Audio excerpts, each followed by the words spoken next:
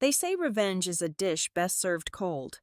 For me, it tastes best when served alongside a federal penalty and a six-figure countdown clock ticking right in the middle of a board meeting. My new manager thought he could optimize profits by pulling the plug on the only person keeping him out of federal prison. He called me a worthless couch sitter. I simply called him a man who just dug the grave of his own career. Hello and welcome back to Boss Revenge Stories. We are incredibly grateful for your continued support. Our channel was recently demonetized by YouTube, leaving us with zero operating budget. So if you enjoy our content, please consider joining our Patreon family where you can find exclusive, fully dramatized, multi-voice true stories that are far too intense and detailed to share publicly here.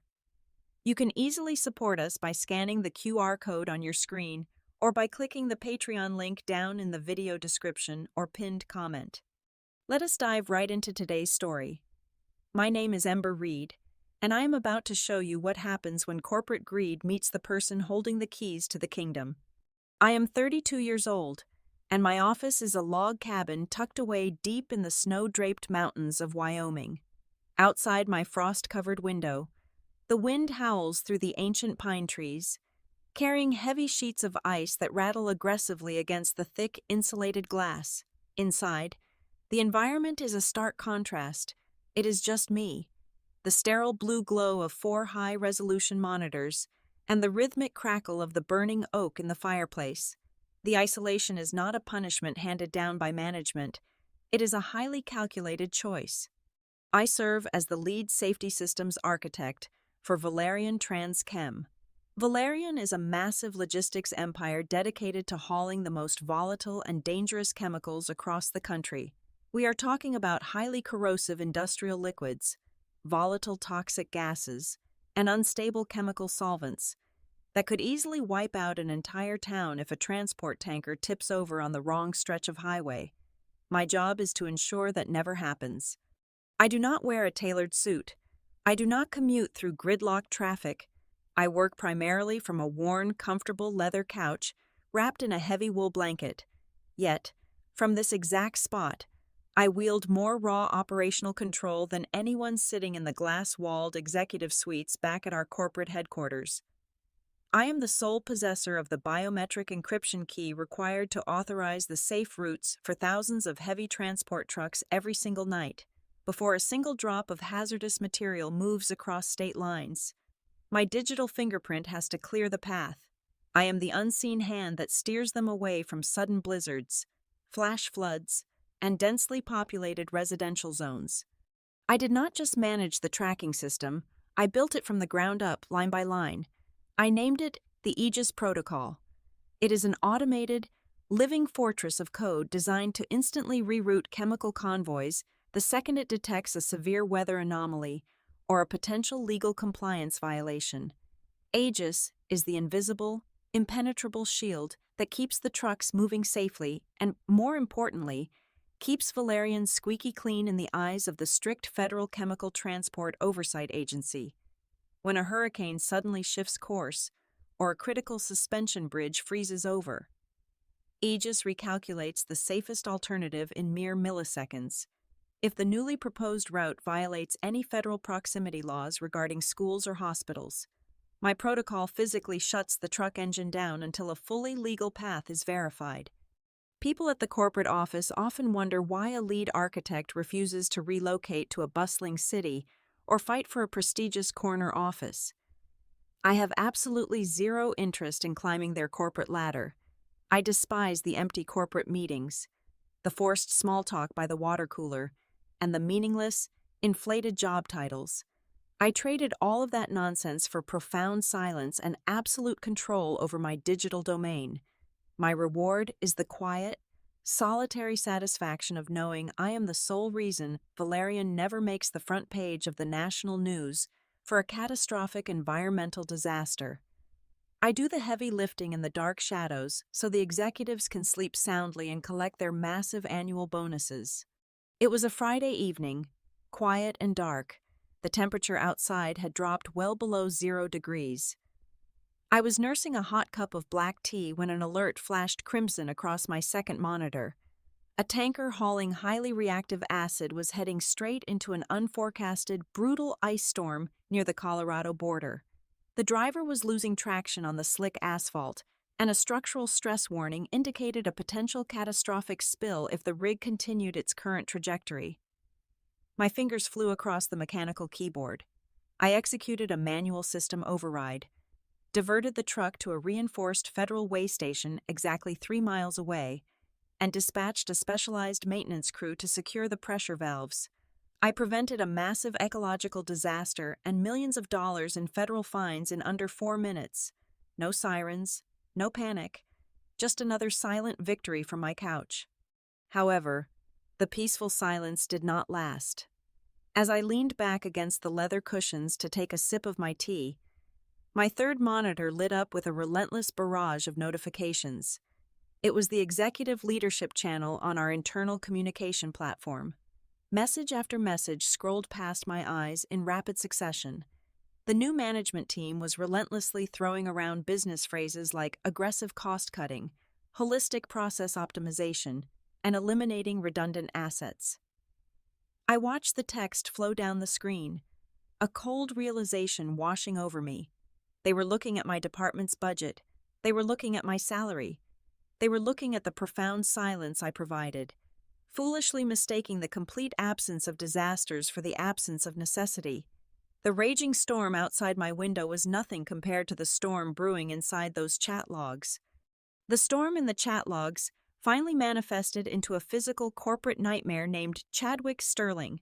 He was our newly appointed director of operations, a man who looked and spoke as if he had been genetically engineered in a sterile laboratory to produce nothing but meaningless buzzwords and absolute misery. Chadwick came to Valerian from a regional company that manufactured cheap plastic lawn furniture. Carrying a glossy portfolio full of useless management certificates and a truly dangerous amount of unwarranted confidence. He did not know the fundamental difference between a highly reactive neurotoxic solvent and a harmless barrel of distilled water.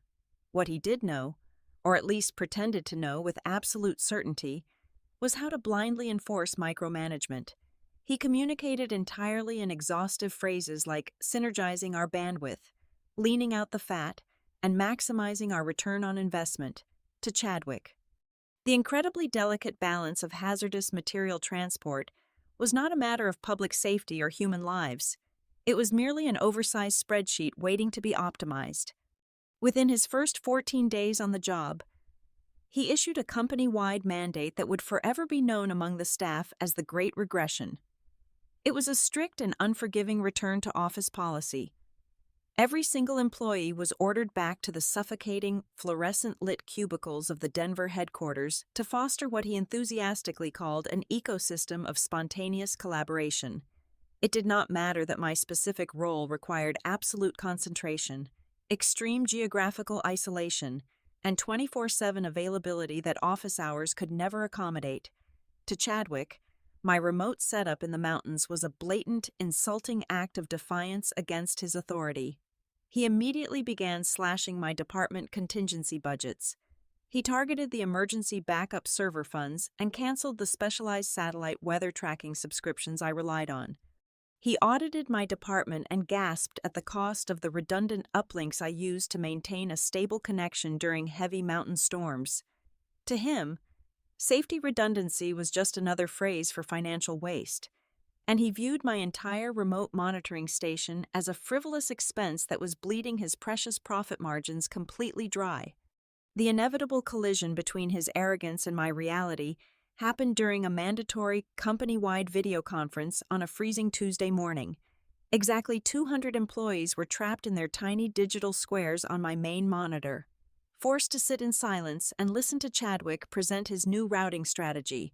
He was practically vibrating with excitement, pacing in front of his webcam as he shared a violently bright slideshow filled with upward trending graphs and completely fabricated projection models. He proudly unveiled a new map highlighting the cheapest, most direct transport routes across the country. With a smug grin, he announced that by ignoring our traditionally conservative weather detours, he would save the company hundreds of thousands of dollars in diesel fuel costs in just one financial quarter. I looked at his newly optimized path and felt my blood instantly turn to ice. He was actively routing a massive convoy of highly volatile chemical compounds straight through a treacherous mountain pass, right as a Category 3 winter blizzard was forecasted to make landfall. I immediately unmuted my microphone.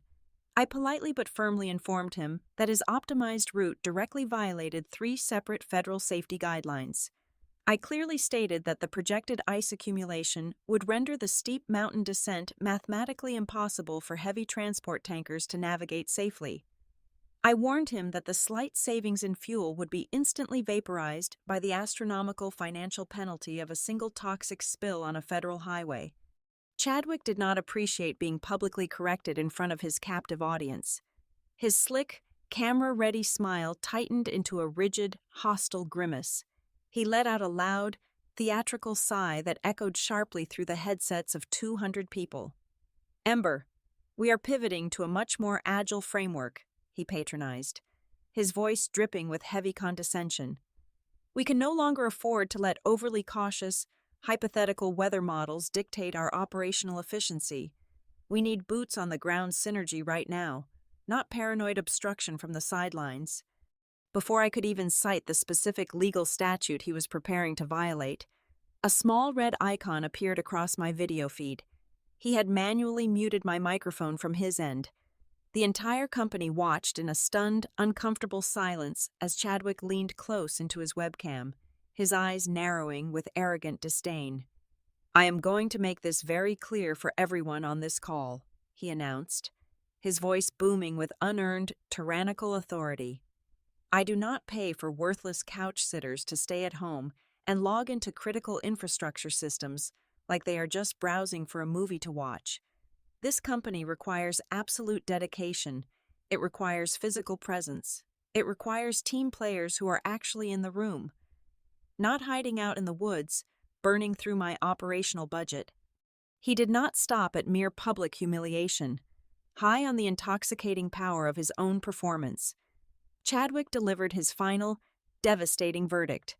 He declared that my refusal to instantly relocate to the Denver office made me a critical liability to his new lean operational model. Effective immediately, he announced, I was being placed on an indefinite administrative leave pending a formal termination review. I sat there in my cabin, completely silenced by the software, watching helplessly as my administrative system permissions were systematically revoked one by one. The powerful control icons vanished from my dashboard, leaving me locked out of my own creation. Chadwick proudly informed the entire company that the daily management of the Aegis protocol would be temporarily handed over to a team of recent college interns working out of the Denver office. He was handing the keys to a billion-dollar hazard mitigation fortress over to kids who had never seen a commercial chemical manifest. They were cheap labor, completely desperate to please him, and most importantly, they sat right outside his glass office where he could micromanage their every single keystroke. When the screen went black and my administrative privileges evaporated into the digital void, a normal person might have panicked. They might have frantically drafted an emotional email to human resources or thrown their coffee mug against the cabin wall. I did neither of those things. I simply leaned back against the cushions and allowed a faint, icy smile to touch my lips. Chadwick Sterling thought he had just amputated my control over the network. What he failed to understand was that the Aegis protocol was not just some basic routing application you could hand over to a bunch of terrified interns. It was a highly classified, legally binding digital fortress. And at the absolute center of that fortress was a requirement for a top tier, heavily encrypted digital signature. My signature. The system could not authorize the movement of hazardous materials without it. By locking me out, he had not streamlined the workflow. He had just locked the steering wheel of a speeding freight train. Instead of fighting for my job, I calmly went to work building a comprehensive digital cemetery for his career. I opened a secure, heavily encrypted offshore server and began compiling what I affectionately called my death log. I did not rush. I moved with the slow, deliberate precision of a surgeon preparing for a complex operation. First, I pulled down the raw, unedited video file of the company-wide meeting. I made absolutely sure to capture the exact timestamp where Chadwick explicitly stated his intention to bypass safety protocols, along with his direct order to strip my access. Next, I downloaded every single ignored warning, every disregarded weather report, and every condescending chat message he had sent regarding my budget. I gathered every piece of undeniable proof that I had aggressively tried to prevent a disaster, and that he had actively suppressed my efforts to save his precious profit margins. With the evidence securely locked away, I turned my attention to the core architecture of Aegis. Long before Chadwick ever stepped foot into our corporate office, I had programmed a highly specific contingency into the network, a digital dead man switch designed to protect the public from negligent executives. According to federal transportation laws, any modification to a Level 4 chemical transport route required verifiable biometric authorization from a certified safety director. I had written a hidden monitoring script deep within the code. If any Level 4 route was altered or approved without my authentic, cryptographically verified signature, the system would no longer generate a quiet internal alert. Instead, it would instantly escalate the violation. It would automatically trigger a massive federal breach status, locking down the grid and notifying the highest levels of government oversight. All I had to do was leave the switch armed and walk away. I knew Chadwick would quickly realize the interns were completely locked out of the approval process. The system would start bottlenecking, and his optimized supply chain would grind to a humiliating halt. But instead of admitting defeat and reinstating my access, he made a move so breathtakingly arrogant and incredibly stupid that I almost felt a brief flicker of pity for him. Through my backdoor monitoring channels, I watched as he desperately hired an external contractor.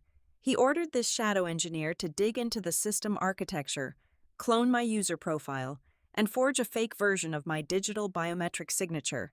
Chadwick just wanted the dashboard lights to turn green so he could report a flawless operational victory to the board of directors. He wanted to push those cheap, highly dangerous transport routes through restricted zones without any friction. He had absolutely no idea that by manufacturing a fake digital safety credential, he was no longer just violating company policy, he was actively committing a severe federal crime. The trap was fully set, and the noose was securely tied. Chadwick had placed his own head inside it and cheerfully tightened the knot. There was nothing left for me to do but step back and let gravity take its natural course. I reached over to my docking station and methodically disconnected the power cables to my primary communication monitors. The frantic, blinking lights of the corporate network faded into a quiet, comforting darkness. I walked into my small kitchen, boiled some fresh water, and carefully brewed a steaming cup of chamomile tea. Returning to the living room, I sat right back down on the exact same leather couch that Chadwick had so publicly mocked. I pulled my heavy wool blanket up over my shoulders and turned my gaze toward the large window. The sky above the Wyoming mountains was turning a bruised, violent shade of purple. The wind was beginning to scream through the pines, and the first heavy flakes of snow were starting to fall. The winter storm was finally arriving, and I was perfectly comfortable just sitting on my couch, waiting for the avalanche to hit Denver. From the quiet comfort of my Wyoming cabin, I opened a secure, encrypted backdoor connection to the Valerian internal network. I watched the live telemetry data as the winter storm did not just arrive over the Rockies. It descended with the brutal, unforgiving violence of a natural disaster. It was universally classified as the absolute worst blizzard the region had seen in a decade. Visibility dropped to absolute zero within minutes. The temperature plummeted so fast that the falling snow froze into solid sheets of ice before it even hit the asphalt. Out in the darkest, most treacherous section of a strictly restricted mountain pass, 10 massive Valerian transport trucks were blindly crawling through the whiteout conditions. Their reinforced steel tanks were filled to the absolute brim with highly reactive, extremely toxic chemical compounds. Chadwick had completely ignored the standard safety protocols and deliberately routed this heavy convoy straight through a narrow, winding canyon road. He did it solely to shave a meager 15% off the fuel budget. Now, those 10 heavy rigs were trapped in a frozen nightmare, their tires slipping dangerously close to the edge of steep, deadly ravines. Right as the lead truck began to lose traction on a sheet of black ice, a completely invisible, automated event occurred deep within the digital infrastructure of the government. The Federal Chemical Transport Oversight Agency initiated a highly randomized, completely automated compliance audit. It was a standard procedure, a digital sweep designed to ensure all active hazardous loads possessed the proper, legally binding authorization. The federal server silently reached out and pinged the Valerian mainframe. Deep inside our network, the Aegis protocol woke up to answer the federal request. It immediately scanned the active manifests for the 10 stranded trucks. It analyzed the cryptographic hash of the biometric signature that had authorized their dangerous path. The external contractor that Chadwick had hired was certainly expensive, but he was completely out of his league. Aegis did not just read the signature, it interrogated the underlying code. In a fraction of a millisecond, the system recognized the forgery. It identified the digital signature as a crude, illegal fabrication. The dead man switch I had carefully hidden in the architecture was instantly triggered. Aegis did not send a polite email to management. It did not generate a quiet warning notification on a dashboard. It executed its primary defensive directive with cold, mechanical ruthlessness. Out on the freezing mountain pass, the onboard navigation computers of all 10 transport trucks simultaneously received a critical emergency kill signal. The drivers barely had time to react before their massive diesel engines violently sputtered and died. The heavy air brakes locked automatically with a deafening hiss, anchoring the massive tires to the frozen pavement. The convoy was instantly transformed into 10 immovable steel fortresses, paralyzed right in the middle of a screaming, blinding blizzard. The drivers were completely locked out of their own ignition systems, trapped with tons of lethal chemicals in sub-zero temperatures, entirely at the mercy of the raging storm. Simultaneously, 1,000 miles away at the Denver headquarters, the fragile illusion of corporate control shattered into a million pieces. Through the silent feed of the overhead security cameras, I watched the sterile, brightly lit operations floor descend into absolute chaos. Every single monitor in the building, from the tiny screens in the intern cubicles to the massive, wall-to-wall digital display in the main executive boardroom, violently flickered. The standard blue and gray corporate interface was aggressively wiped away, replaced entirely by a blinding, pulsating, blood-red glow. The entire floor was bathed in the terrifying light of a catastrophic system failure. In the dead center of the massive boardroom screen, a stark, unforgiving black dialogue box materialized. The bold, white text inside it read like a death sentence for the company. It boldly announced a Level 1 federal safety breach, followed by unauthorized hazardous transport detected. Right below that horrifying declaration, the system displayed the immediate financial consequence. It read, "Penalty assessment at $100,000 per hour." And the absolute worst part was the digital countdown clock located right below the text. It was not a static warning. The numbers were actively ticking upward in real time, calculating the massive federal fines second by agonizing second. At the very bottom of the black box, a single, relentless prompt blinked steadily in the red light. It simply read, "Awaiting originator key for system release." The sudden glaring red illumination of the office threw the entire floor into a state of sheer, unadulterated panic. The team of cheap, inexperienced college interns that Chadwick had hired were completely paralyzed by fear.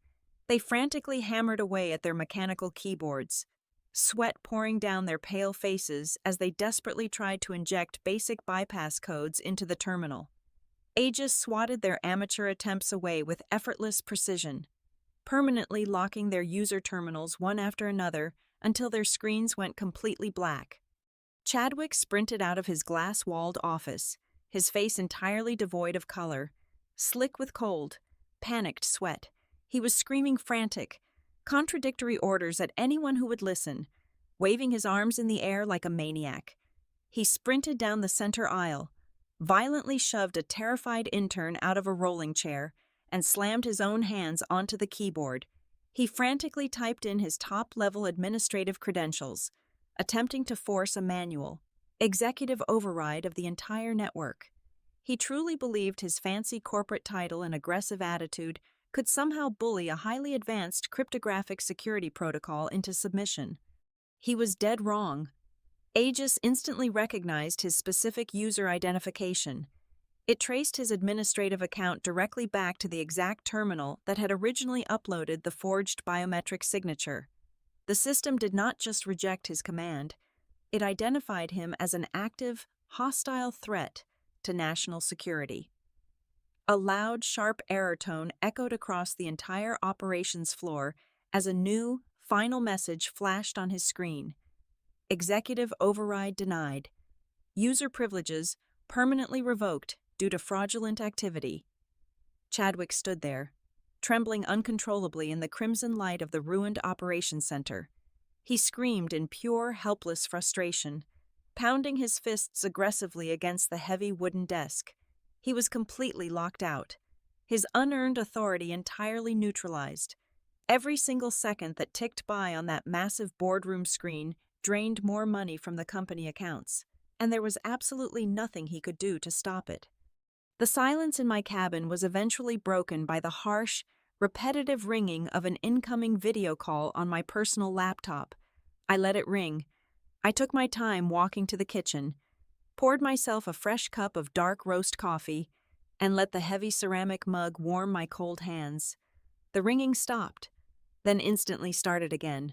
This time, the caller identification did not display a middle management stooge or a panicked intern looking for technical support. It was a direct, heavily encrypted connection request from the primary executive boardroom of Valerian Transchem. The absolute top of the corporate food chain was desperately knocking on my door. I walked back into my living room, sat down on the exact same worn leather couch that had been the subject of so much public derision just days prior, and finally clicked the accept button. The video feed snapped open, and the contrast between my reality and theirs was beautifully stark. Behind me, the warm, golden glow of the fireplace illuminated the quiet wooden walls of my sanctuary. The brutal winter storm raged harmlessly against my thick windows. On their end, the expansive Denver boardroom was a suffocating theater of absolute panic. The normal ambient lighting had been entirely eclipsed by the violent, pulsating red glow of the catastrophic failure warning projected onto the massive wall screen behind them. Sitting around the long mahogany table were the highest-ranking officials in the company, men and women who rarely descended from their ivory towers to deal with ground-level operational logistics. The chief executive officer was gripping the edge of the heavy wooden table so hard his knuckles were stark white. The chief legal officer was sweating profusely, his tie loosened, staring at the screen in pure, unadulterated horror. And right at the end of the table, looking like a man standing before a firing squad, was Chadwick Sterling. The board of directors had clearly forced him to initiate this call. His expensive designer suit was completely wrinkled, and his usually immaculate, gelled hair was a disheveled mess. When my face appeared on the large screen overlooking their room, a collective, incredibly heavy silence fell over the executives. I took a slow, deliberate sip of my coffee, making sure the steam curled visibly in front of my high-definition webcam. I leaned back into the soft cushions of my couch, exuding an aura of complete, untouchable tranquility. I did not offer a polite greeting. I did not ask how their evening was going. I simply waited for them to speak first. Chadwick leaned into the boardroom microphone, his voice completely stripped of its former arrogant swagger. It was replaced by a pathetic, trembling desperation that echoed through my speakers. "Ember, listen to me," he stammered, his eyes darting frantically toward the chief executive officer before locking back onto the camera lens. "We are experiencing a highly abnormal, completely random software glitch within the Aegis mainframe. It has wrongfully locked down the Level 4 chemical convoy out in the mountains. I need you to just remotely patch into the network, click the manual bypass button, and clear this minor bug right now so we can get those trucks moving again. He was still actively trying to spin a false narrative, even with the company bleeding cash by the absolute second. His fragile, overinflated ego could not allow him to admit his catastrophic operational failure in front of the governing board, right over his shoulder. I could see the digital federal penalty clock ticking away relentlessly on the wall. The bright red numbers flipped past $300,000. The federal meter was running at top speed, and Chadwick was still hopelessly attempting to blame a flawless machine for his own massive human sin. I did not raise my voice. I did not express an ounce of anger, frustration, or urgency. I merely reached out and pressed a single key on my laptop, taking complete administrative control over the Zoom presentation features. It is not a random software glitch, Chadwick, I stated smoothly, my voice echoing clearly and coldly through the massive boardroom speakers. The system is functioning exactly as it was programmed to function. It is currently executing a mandatory federal lockdown protocol.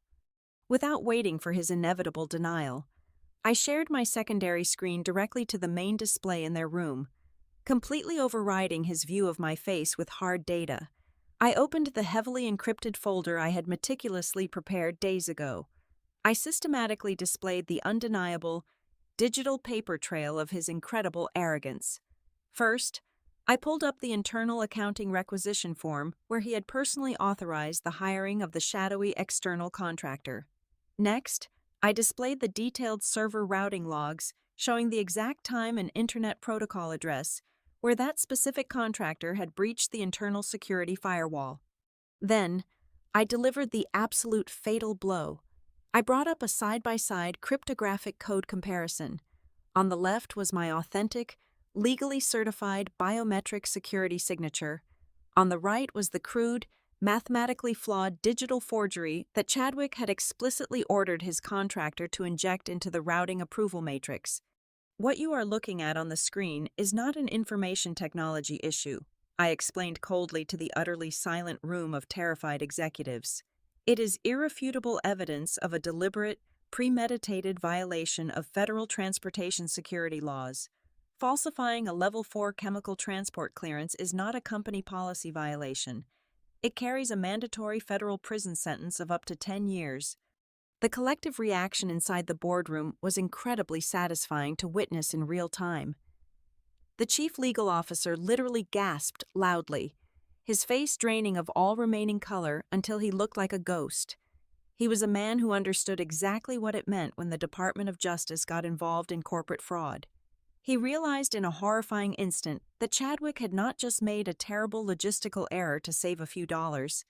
He had single-handedly transformed a multi-billion-dollar corporation into an active, undeniable accomplice in a severe federal crime.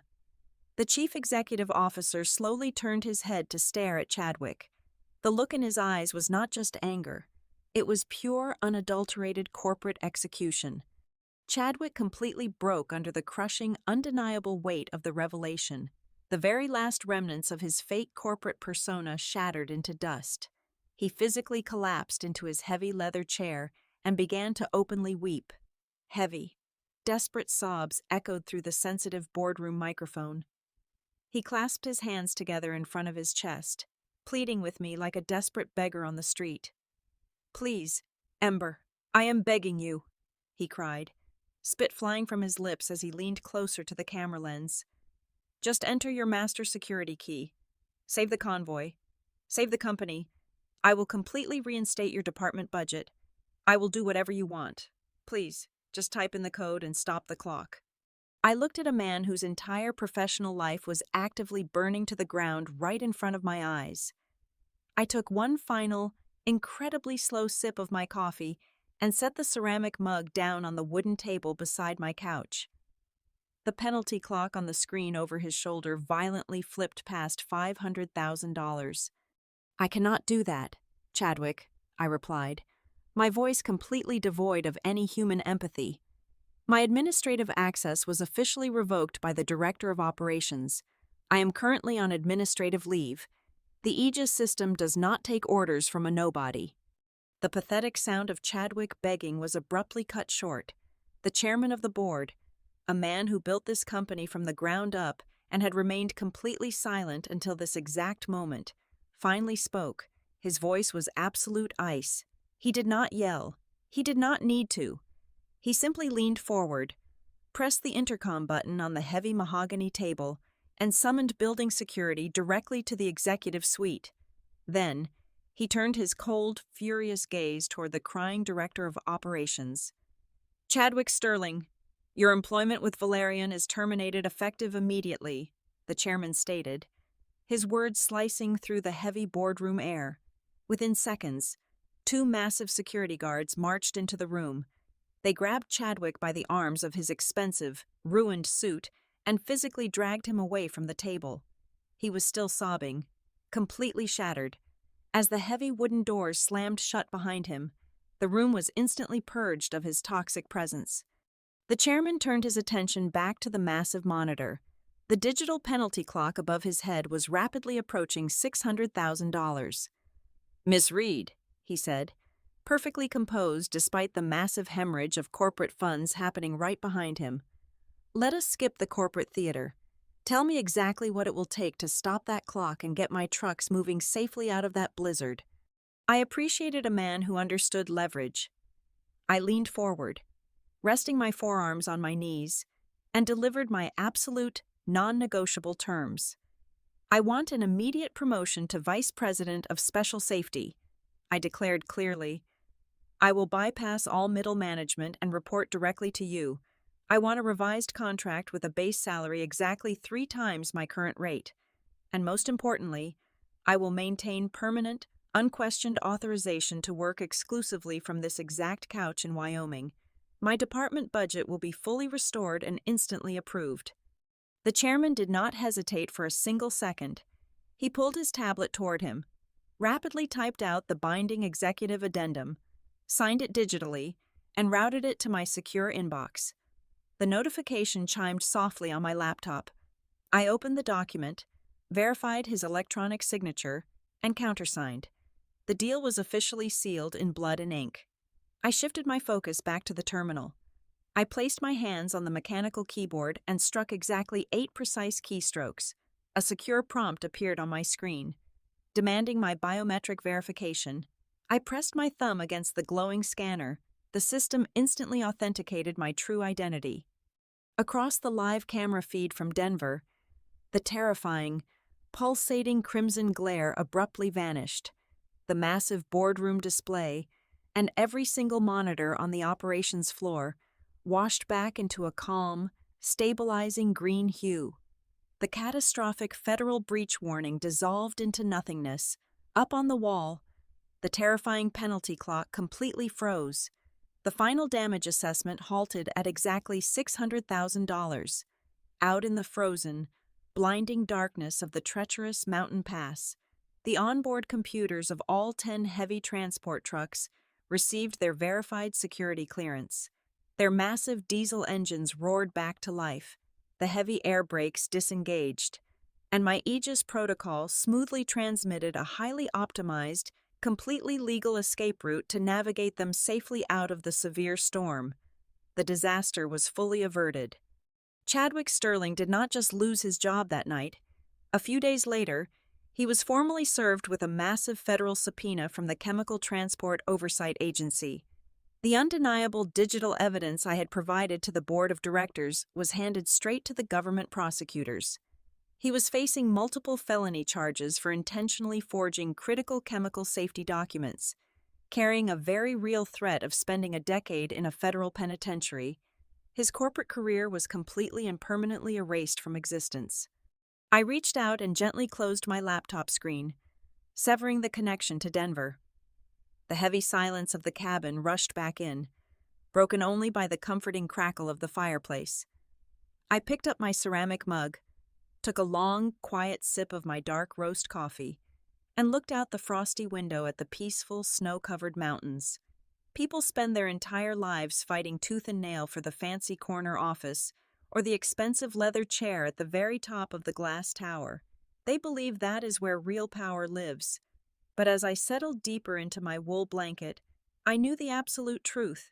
Sometimes, The most powerful seat in a billion-dollar corporate empire is just a worn leather couch, holding the life or death button for the entire company. Thank you so much for taking the time to listen to my story today. I would absolutely love to know where you are tuning in from, so please share your location in the comments below. If you enjoyed today's episode and want to help keep this channel alive, please consider supporting us by joining the Boss Revenge Stories Patreon community. There, you can listen to our absolute best, fully dramatized, exclusive true stories that we simply cannot publicize on YouTube due to their intense details. You can join our family right now by scanning the QR code on your screen or by clicking the Patreon link provided in the video description and the pinned comment. Thank you again for your incredible support, and stay safe out there.